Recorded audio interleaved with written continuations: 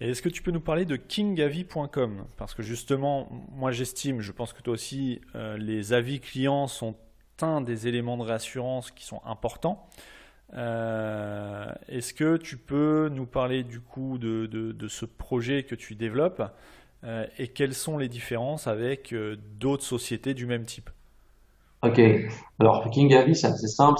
C'est une plateforme pour récolter des avis clients. Donc, c'est, étroitement, par exemple, lié avec PrestaShop. Donc, ça veut dire que, en fait, quand un client passe une commande sur le PrestaShop et qu'on a installé le module Kingavi, celui-ci va envoyer ensuite une demande au client de noter son achat. Et après ça, la notation va apparaître publiquement via un widget sur le site marchand et sur une page d'avis marchand qui sera indexée par Google. Après, pourquoi ça a été fait? Pour une raison assez simple, c'est parce que ça a été créé, parce qu'il n'y avait pas, moi j'avais besoin d'une solution d'avis, on va dire, qui soit, on va dire, de base et avec une solution gratuite chez Trusted Shop, c'était pour les entrepreneurs, c'était une version basique, gratuite, qui était très bien. Puis un jour, ils ont fermé, il n'y avait plus. Et là, je me suis dit, ah oui, pourquoi pas pourquoi pas créer un projet justement autour des avis clients? Je me suis dit, ça ne va pas être trop compliqué. Mais ça, c'est ce que je me disais au début.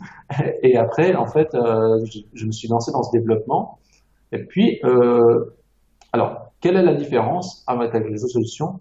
Concrètement, j'ai envie de dire aucune. Parce que, en gros, on récolte des avis clients comme tout le monde.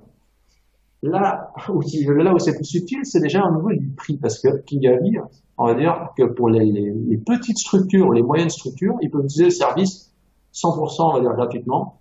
La seule contrainte qu'il y a, c'est qu'ils ne peuvent pas négocier un avis. Ça veut dire que si quelqu'un met, par exemple, une notation de 1 sur 5 et dit mauvais site, m'a envoyé le colis avec 4 semaines de retard, ben, en version gratuite, on ne peut pas négocier l'avis.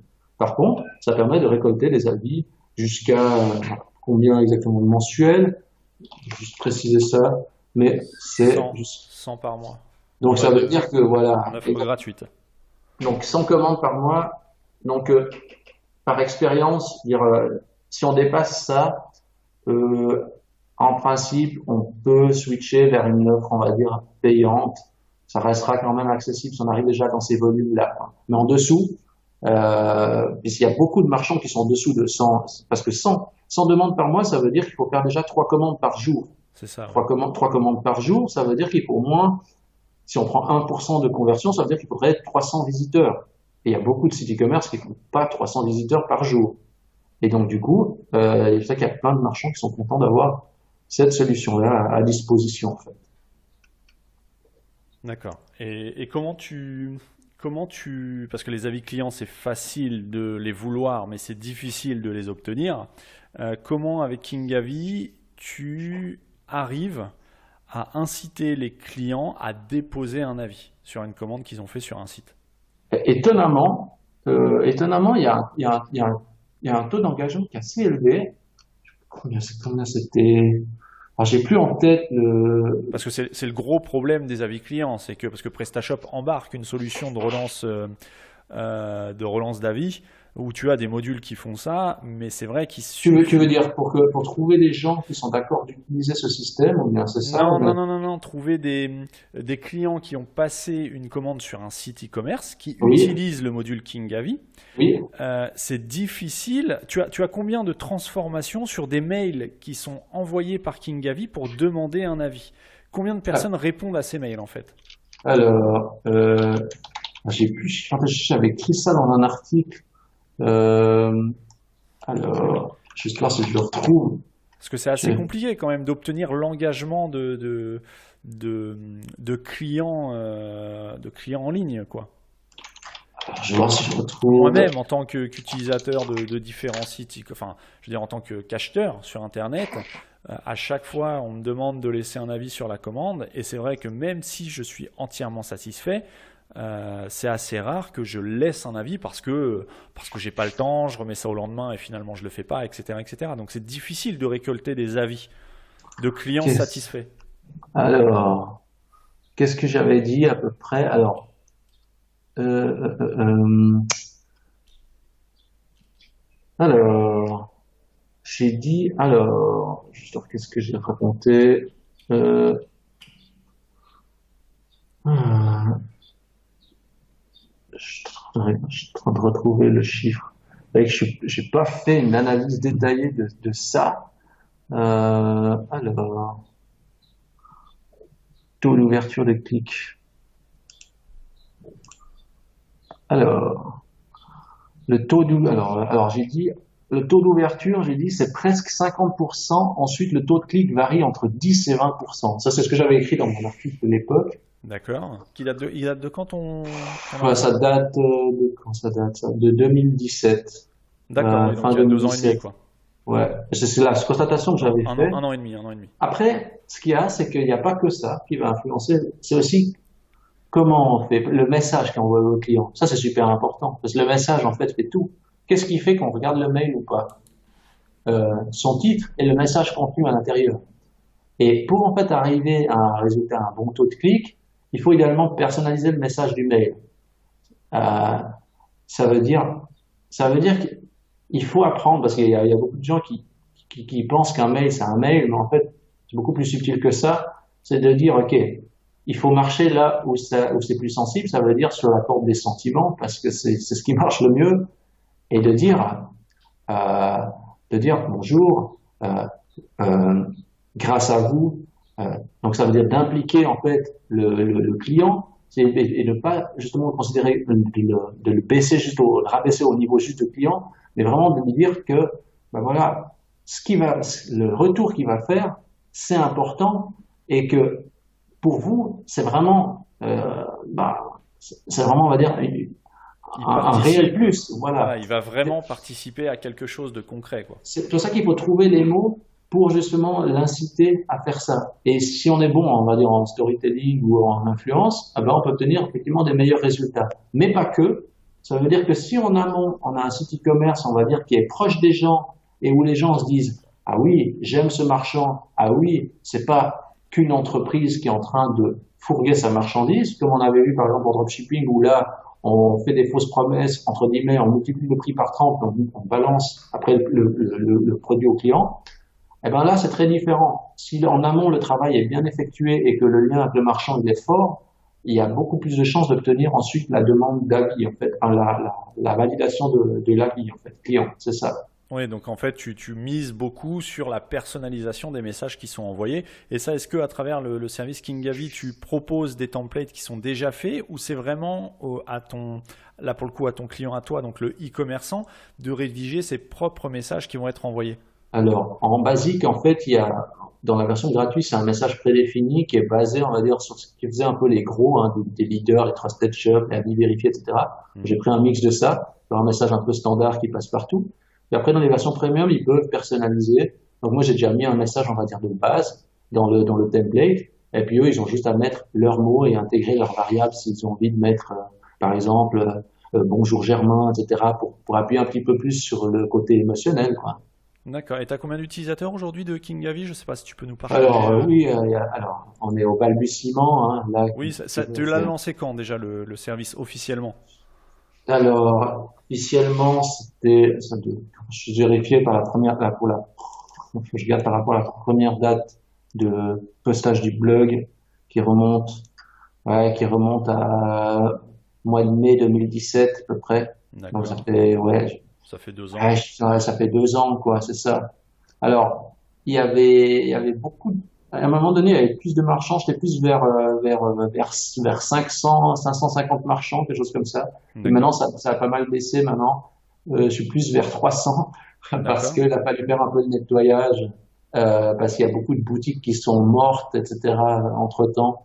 Et donc, du coup, maintenant, il y a des processus un peu pour nettoyer, pour, je fasse ça un peu plus régulièrement, quoi. Donc 300 actifs, tu as 300 utilisateurs Voilà, actifs, quoi, à peu exact, près. ouais. Oui. D'accord.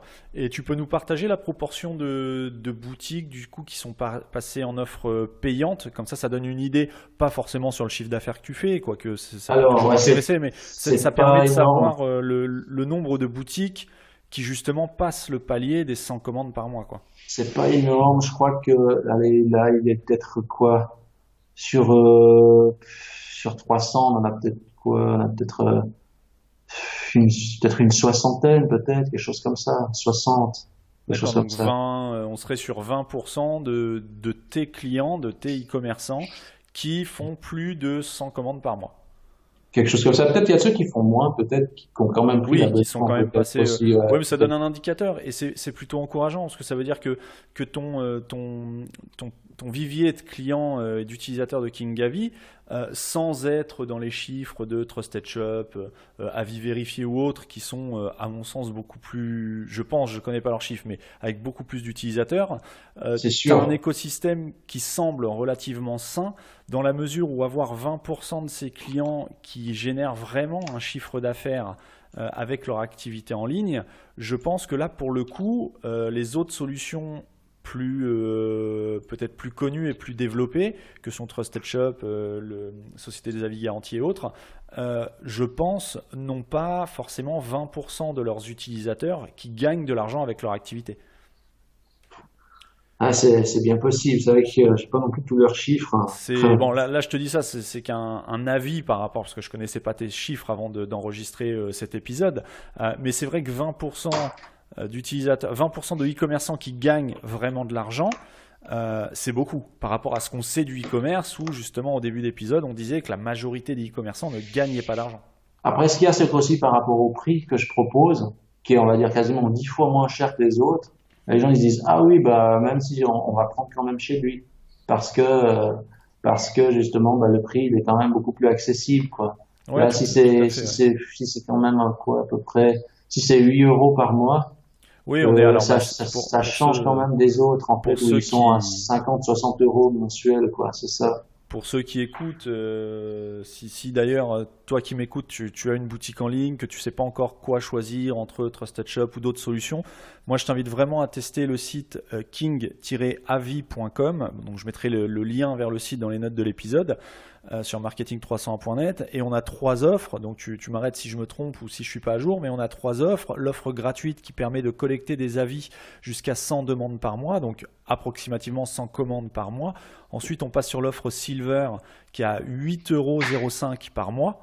Donc c'est vraiment pas grand-chose. Le coût est vraiment minime par rapport à la concurrence que tu disais.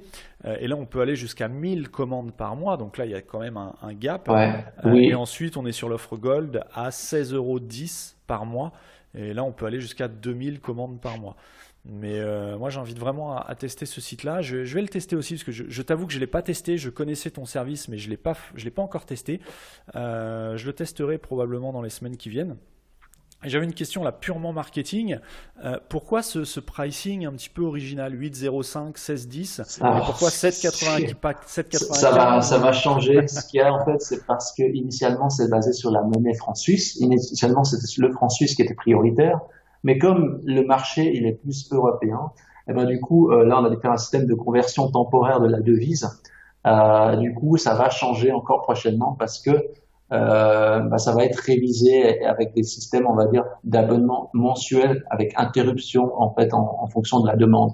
Donc, D'accord. on va dire c'est temporaire, mais c'est lié au fait que initialement c'était parti avec du franc suisse Voilà, comme donc monnaie de forcément, base. la conversion donne des tarifs pour nous Français, euh, La plus des tarifs un exotique. peu originaux. Et après, ce qu'il y a, c'est que à travers ce service, ce qu'il y a, c'est que ma vision est un peu différente des autres dans le sens où moi je fais ce service parce que déjà, un, j'aime le e-commerce, puis je trouve que pour moi, c'est un plaisir de créer un service là autour. Et puis en plus, si ça sert aux marchands, bah, c'est top. Donc, on est encore dans une approche qui est un petit peu différente dans le sens où je fais ça parce que j'aime faire ça, parce que c'est plaisant et je suis content quand les marchands ils puissent s'en servir ensuite, quoi. C'est ça. D'accord, donc c'est vraiment euh, à but de participer à l'écosystème e-commerce, réellement, Oui, plutôt que de créer un business florissant où tu vas gagner un maximum oui, d'argent sur le dos des e-commerçants. oui, parce que dans le sens où si je veux faire ça, bah, j'ai plus avantage à plutôt faire de la prestation plutôt que faire un service comme celui-là, largement. Mais c'est juste que en fait, il y a aussi une notion, c'est que faire des projets pour les clients, c'est très bien, mais avoir un projet à mener en parallèle pour expérimenter et découvrir, on va dire, quelque chose qu'on connaît pas, eh ben, c'est vraiment une expérience amusante. Et c'est vrai qu'il faut toujours un projet ben, parallèle pour que ça amène un peu de fun, quoi.